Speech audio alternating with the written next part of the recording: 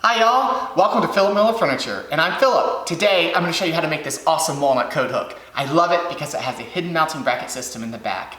You can download the plans right here if you're interested in building it yourself, or you can click this link right here and purchase it off my Etsy shop. Alright, let's see how I made it.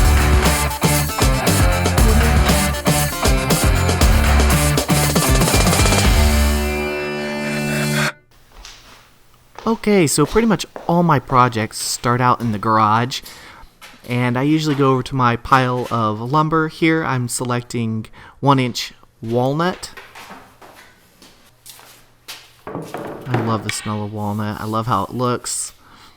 It's just really a great type of wood to work with. Here I'm cutting the board in half. The reason why is I don't need the full length to run through the router. It's just easier to handle when it's smaller. So I'm working with a 21-inch piece, and I'm about to put it through here. And you can just smell the walnut as it's being cut out here. It just is, it's just wonderful. Alright, I did a pass. I actually did 2 passes, the first one, and then the second one just to clean anything up, and then you can kind of see the dovetail right here. Next, I took it over to my table saw, and I'm cutting the actual back half of the hook. Okay, what I'm doing here is I'm bringing out my template again to lightly mark where I need to draw the line across the piece of wood here, and then I'm going to take it over here to my saw and cut that where it needed to be. And then here what I'm doing is I'm making the top piece that's going to fit on top of that back part of the hook. And you can see right here I'm going to cut it to length again using my miter saw. Oh, blew away there for a second.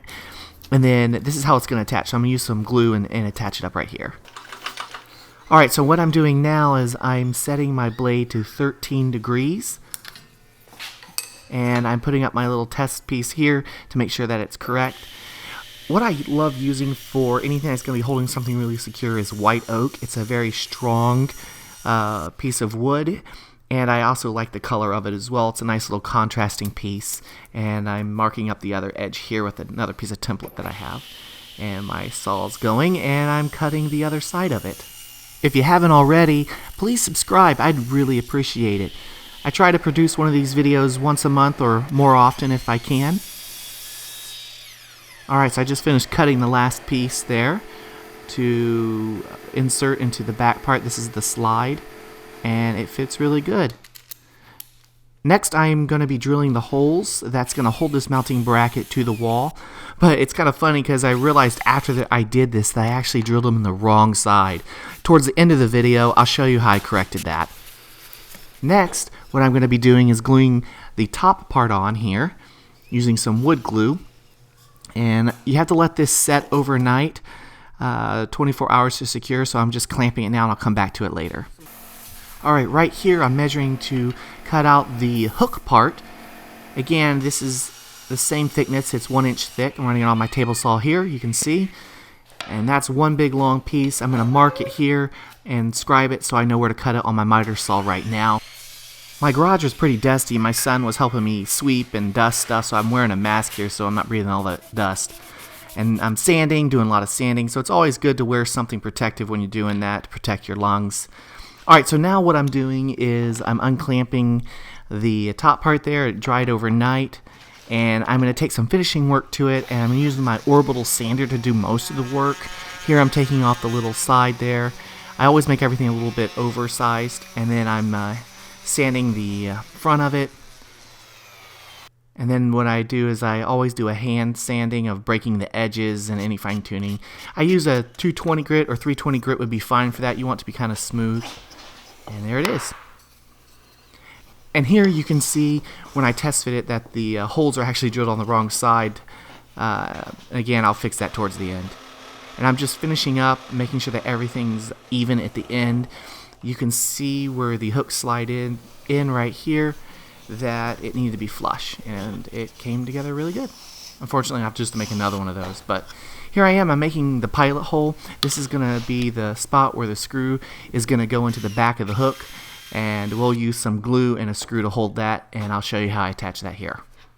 But first, I have to make a mark 1 3/4 in, and you can kind of see I'm just measuring it up. It looks good. And I put that into my vise to hold everything in place.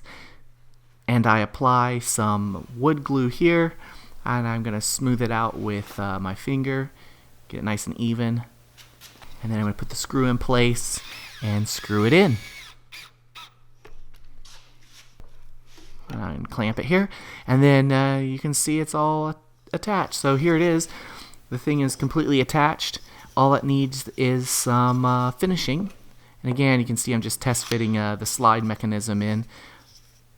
And there you go. I always coat everything with Danish oil when I want to have a natural finish look. I love how this just brings out that grain and the detail of your wood. Again, that's Danish oil. I use that pretty much for everything. And just finishing up the final touches here. There you go. Alright, so what I had to do is, this is the thing I told you about earlier. I had to come back and actually fix the screws. I have a blank one here, and I'm going to take and put it on the right side. That's the correct side that I want to drill the hole through and set it. And then here's the other one that I had. I'm just using it as a template to line the holes up. Just marking it right there, and then the other one right here. Alright, so I'm taking my drill, and then I'm just going to drill straight through. That looks good. And then the last one right there. Then I'm just using a little bit of sandpaper, and then I've got it. It's done. That's it. That's everything. And I'm complete. Alright, that's it. That concludes the instructional build for the walnut coat hook. Thanks for staying to the end. If you have any questions, just put them in the comments below. I answer everything that is posted. And if you haven't already, give me that thumbs up. I'd appreciate it. And if you want the build instructions, once again, they're right here to download. And if you don't feel like downloading them, you can always buy it off my Etsy store. All right, don't forget to subscribe. I appreciate it. Thank you for watching. Till next time, see you later.